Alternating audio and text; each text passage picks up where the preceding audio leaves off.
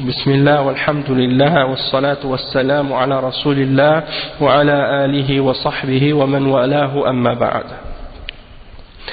Donc on va maintenant lire quelques fatwas dans le livre du Cheikh Salih Al-Fawzan, Al-Ijabat Al-Muhimma fi al-Mashakil Al-Mulimma. C'est la partie 43 aujourd'hui.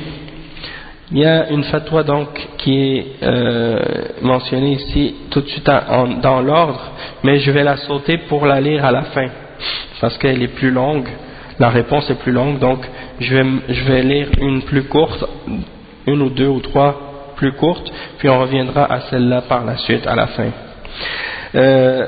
On a posé la question au Cheikh السؤال يزعم بعض الناس أن السلفية تعتبر جماعة من الجماعات العاملة على الساحة وحكمها حكم باقي الجماعات فما هو تفنيدكم لهذا الزعم.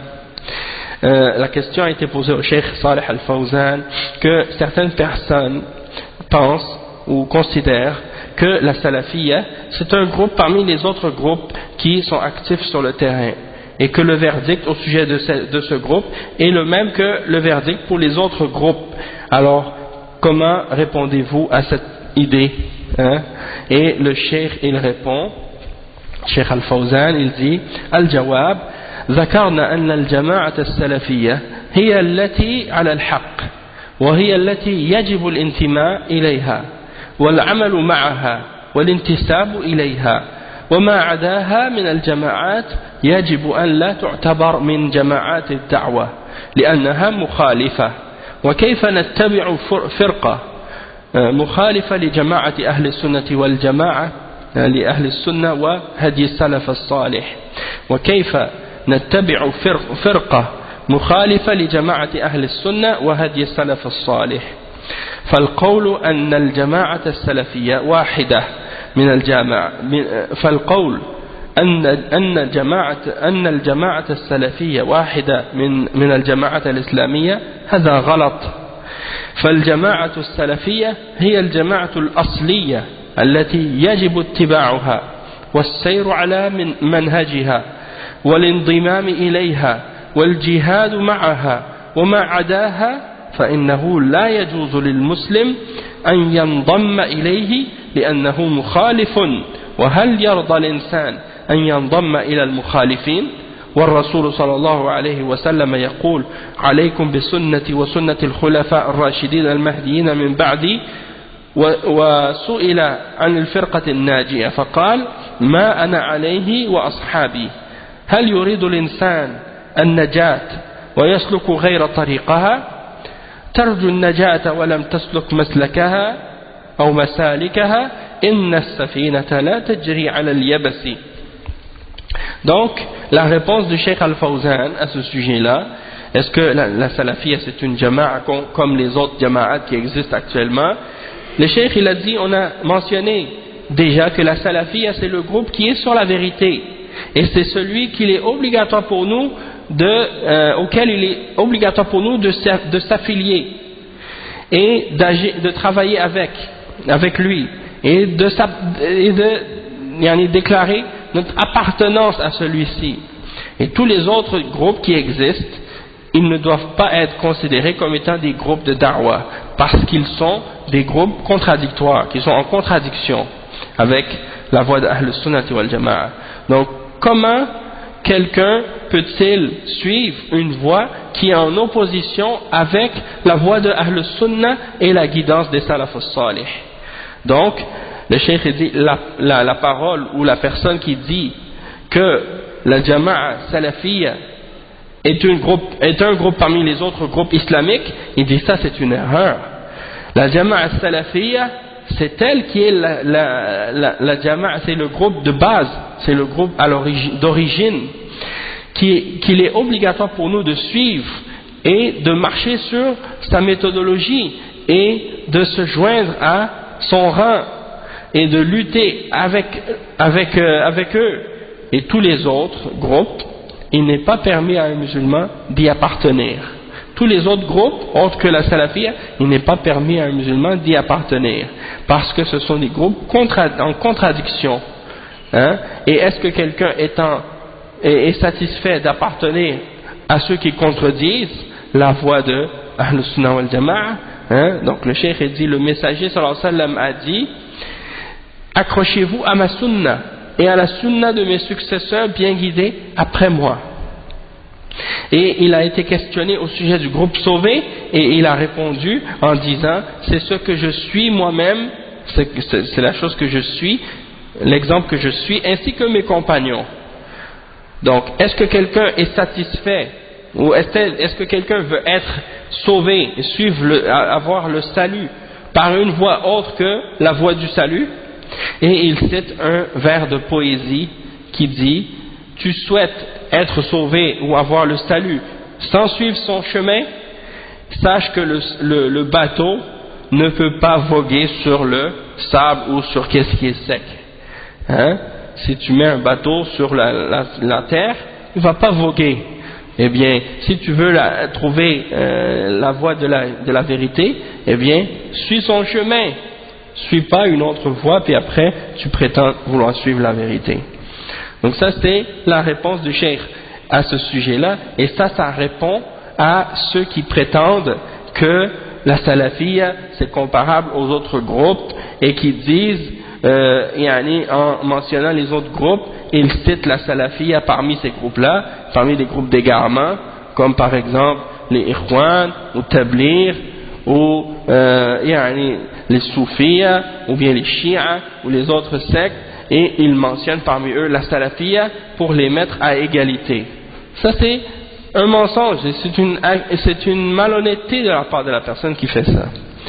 Aussi parfois il y en a des gens qui disent il faut laisser ces noms-là parce que ce sont des noms qui font de la division entre les musulmans. Ce sont des noms qui font de la division entre les musulmans, donc il ne faut pas dire ces noms-là ou utiliser ces noms-là. Allah nous a mentionné ou nous a appelés des musulmans. Ça c'est une shubha qu'on entend souvent, et il est bien important de comprendre que ce ne sont pas les noms qui divisent. Ce ne sont pas les noms qui divisent en eux-mêmes, mais ce sont les réalités qui se cachent derrière ces noms qui créent la division en réalité. Donc quand on dit par exemple à propos de quelqu'un qu'il est soufi, ou qu'il est chi'i, ou qu'il est naqshbandi, ou qu'il est ikhwani, ou qu'il est tabliri, tous ces noms contiennent des idées et des principes et des croyances qui sont contradictoires, et donc ce sont ces principes et ces idées et ces croyances qui créent de la division, et non pas seulement les noms à eux seuls.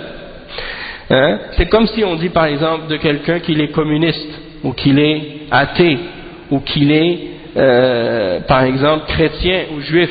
Est-ce que tu vas dire qu'est-ce qui divise les hommes? Ce sont ces noms-là. Il ne faut plus utiliser ces noms-là. Il ne faut plus dire musulman, juif, chrétien, athée, communiste, socialiste, laïque. Ça divise les hommes. Il faut juste s'appeler être humain. Hein? Non. Qu'est-ce qui divise les hommes? C'est pas seulement ces noms-là, mais c'est les réalités qui se cachent derrière ces noms. Ces croyances qui sont derrière ces noms, qui impliquent des significations qui sont soit vraies ou soit fausses. Et toute chose qui est contraire au Coran et à la Sunna et à la vérité, donc il faut le rejeter, peu importe le nom qu'on lui donne. Et donc c'est pour cette raison-là que quand on parle, par exemple, juste pour donner un exemple, parce que je pourrais donner des exemples sur chacun de ces noms-là, mais pour se limiter à un exemple, par exemple, les soufis, eh bien si on dit le mot soufi, ça implique plein de bid'ah. Ça implique les danses dans la mosquée, les chants, la musique, les dhikrs innovés, ça implique les célébrations des naissances et des fêtes du prophète sallallahu alayhi wa sallam ou des hommes pieux, ça implique la célébration ou les pèlerinages aux tombes, l'adoration des morts, l'adoration des saints, ça implique des croyances comme wahdatul wujud et al-hulul, de croire que Dieu et la création se mélangent entre elles, ou des choses de ce genre qui sont des croyances de kufr et de shirk. Ça implique la croyance en la perfection ou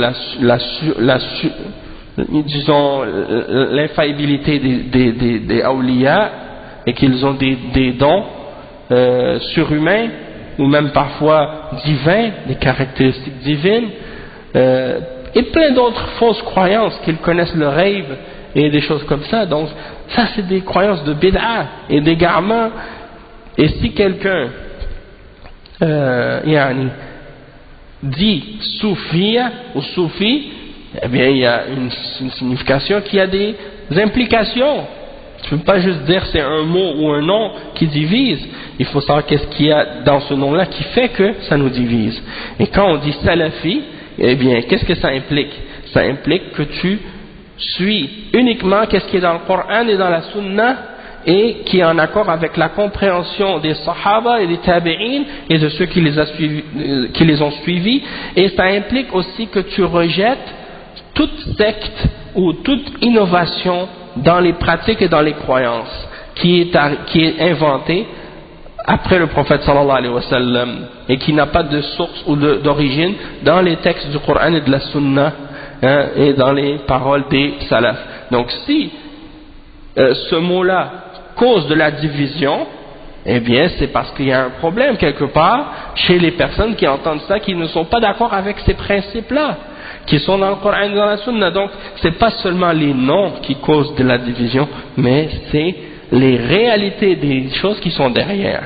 De même qu'il y en a par exemple qui critiquent le fait qu'on va réfuter certains individus parce qu'ils ont commis des choses qui sont en opposition avec la vérité, et qu'on mentionne leur nom et qu'on mette en garde contre eux, ou qu'on avertisse contre eux, et qu'on donne le bon conseil aux musulmans à leur sujet, et que ça leur déplaît parce que eux ils aiment la déviation et ils aiment l'égarement.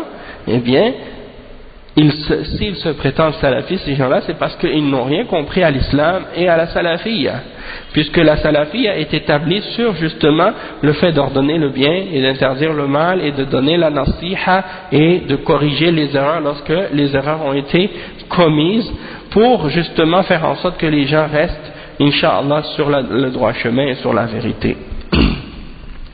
Il y a une autre question de ce genre qui a été posée au Cheikh Salih Al-Fawzan.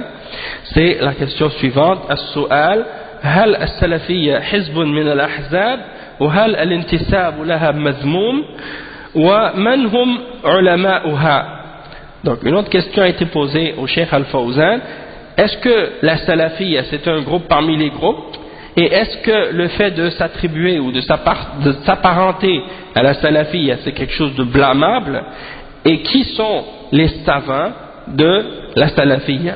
Donc le cheikh il répond, Cheikh Al-Fawzan, il dit: Al-Jawab, As-Salafiyya hiya al-firqatu an-najiyah wa hum ahlu as-sunnah wal-jama'a laysat hizbun min al-ahzab allati tusamma al-an ahzaban wa innama hiya hizbullah wa junduhu wa hum jama'atun 'ala as-sunnah wa 'ala ad-din wa hum ahlu as-sunnah wad-din. قال صلى الله عليه وسلم: لا تزال طائفة من أمتي على الحق ظاهرين لا يضرهم من خذلهم ولا من خالفهم. وقال صلى الله عليه وسلم: وستفترق هذه الأمة على 73 فرقة كلها في النار إلا واحدة.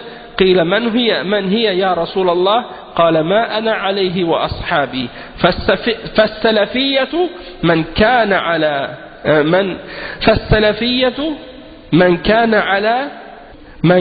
على مذهب السلف على ما كان عليه الرسول صلى الله عليه وسلم وأصحابه، وهي ليست حزبا من الأحزاب العصرية وإنما هي جماعة قديمة من عهد الرسول صلى الله عليه وسلم متوارثة مستمرة لا تزال على الحق ظاهرة إلى قيام الساعة كما أخبر صلى الله عليه وسلم. Donc il répond le cheikh en disant que la salafiyya c'est le groupe sauvé, et ce sont les gens de la sunna et de la jama'a, de l'unité, les gens qui se regroupent sur la sunna et qui s'unissent sur la vérité. Ce n'est pas un parti parmi les partis islamiques qu'on connaît aujourd'hui, qu'on appelle des partis. C'est le parti d'Allah, c'est le groupe d'Allah, c'est l'armée d'Allah.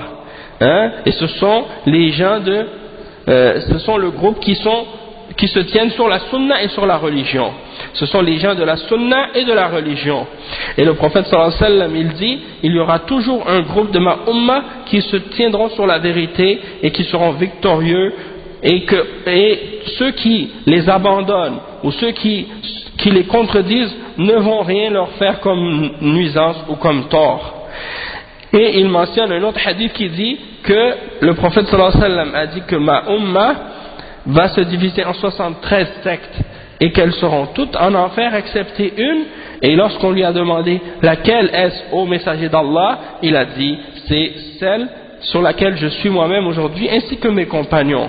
Donc la salafiyya, c'est d'être sur la voie des salafs, c'est-à-dire d'être sur ce que suivait le messager sallallahu alayhi wa sallam ainsi que ses compagnons, et ce n'est pas un parti parmi les partis actuels, parmi les partis contemporains, mais c'est uniquement un groupe ancien qui existe depuis l'époque du prophète sallallahu alayhi wa sallam et qui ont gardé cet héritage de façon perpétuelle et permanente et qui vont demeurer sur la vérité et victorieux sur la vérité jusqu'à ce que soit établie l'heure du jugement dernier, comme le prophète sallallahu alayhi wa sallam nous en a informé.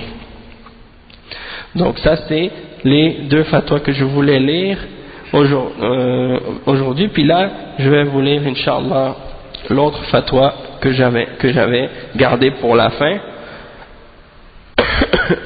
Inch'Allah.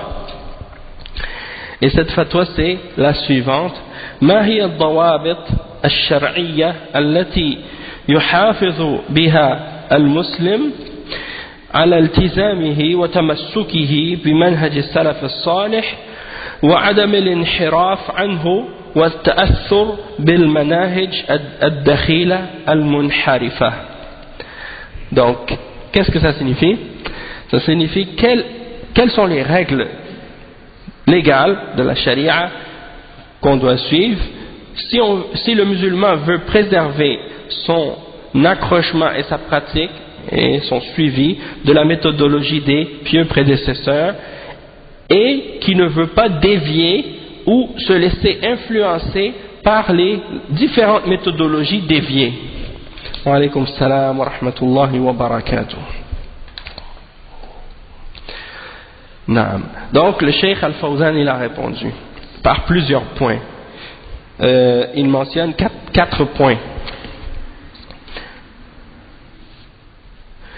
Premièrement, le Cheikh dit الجواب الضوابط الشرعية تفهم من مجموع ما سبق الكلام فيه، وذلك بأن أولا يرجع الإنسان إلى أهل العلم وأهل البصيرة يتعلم منهم ويستشيرهم فيما يجول في فكره من أمور ويستصدر رأيهم في ذلك.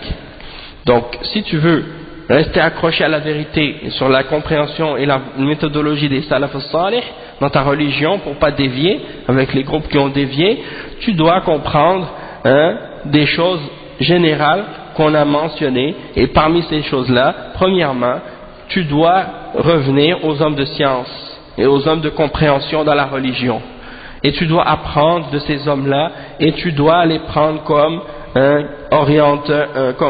tu dois leur demander de t'orienter et tu dois leur demander des conseils sur tout ce qui peut te passer dans ton esprit, dans ta pensée de différentes choses, au sujet de différentes affaires. Tu leur demandes pour que ton opinion soit basée sur les références qu'ils vont te donner.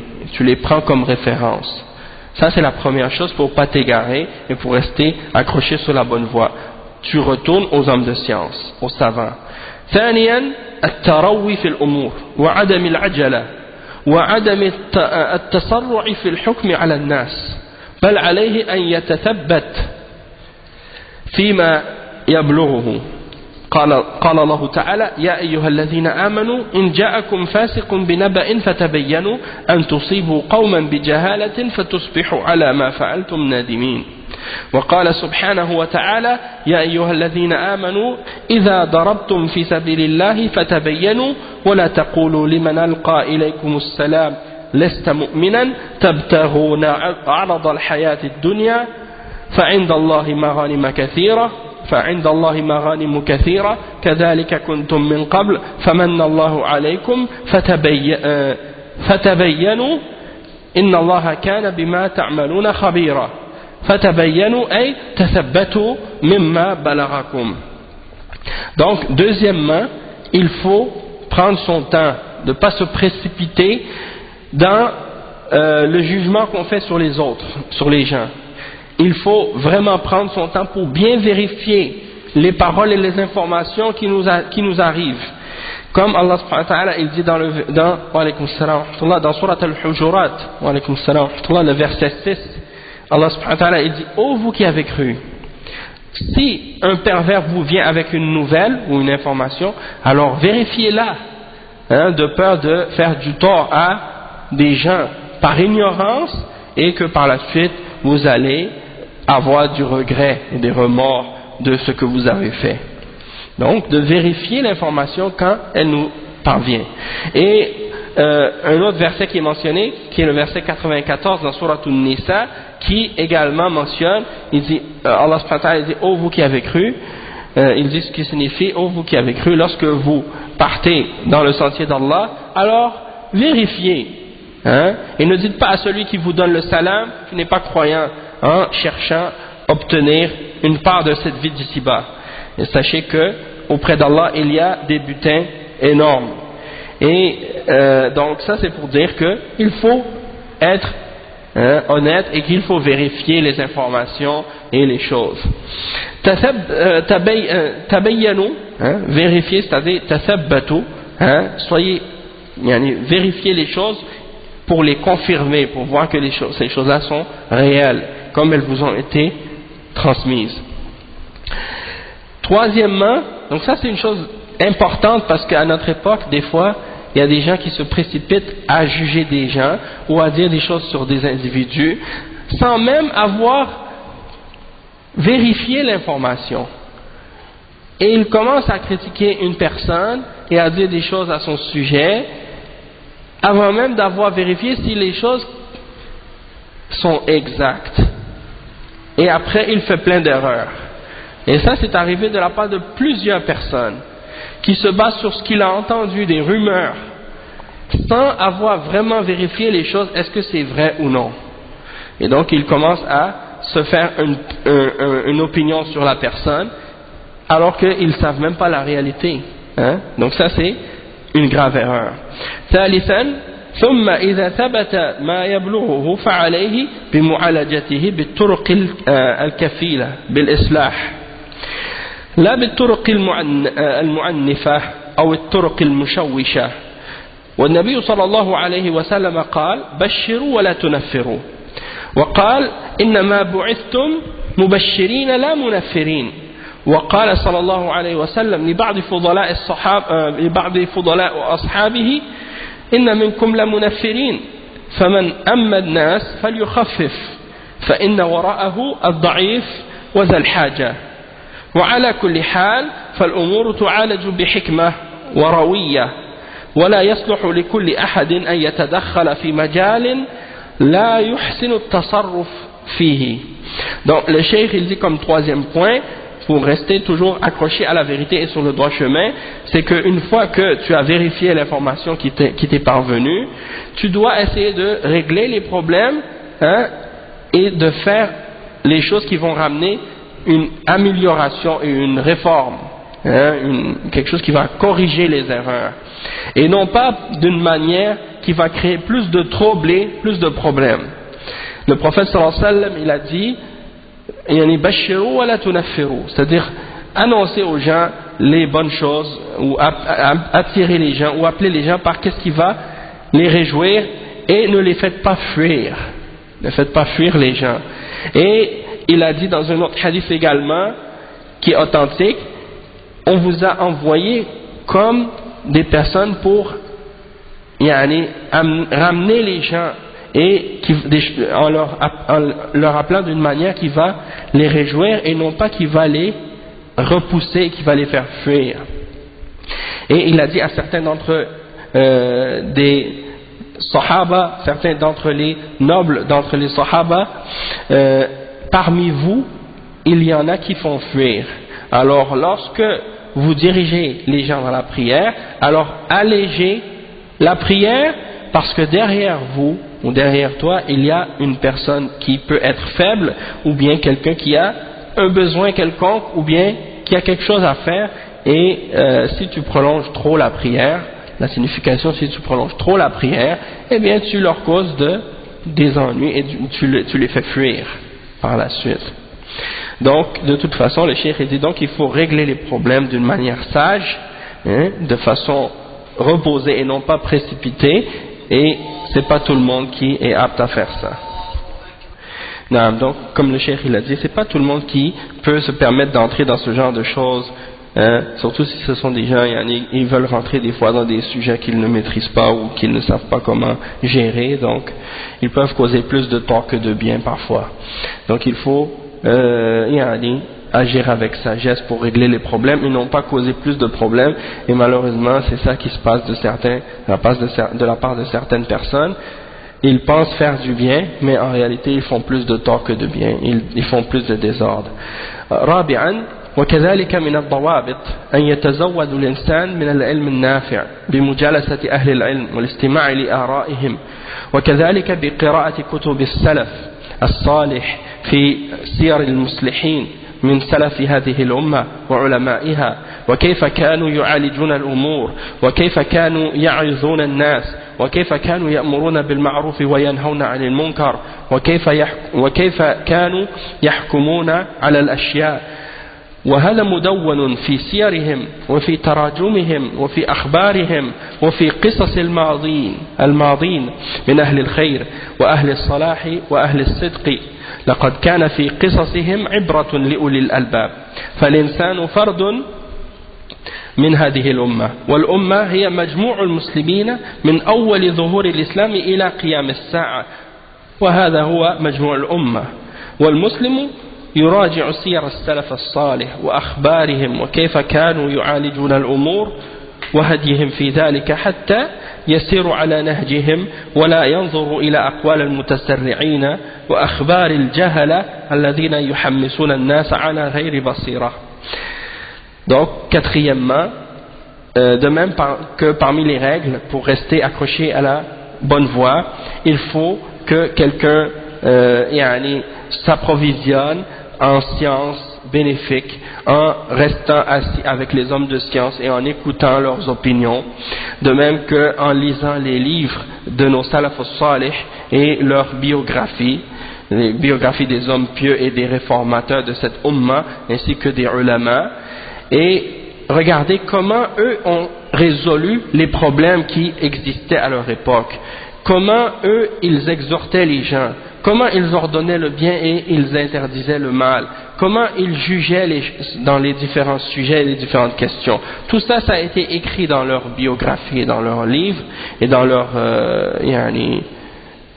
biographie. Donc, il faut retourner à ces références-là pour trouver des exemples. On continuera cette lecture, Inch'Allah, au prochain cours.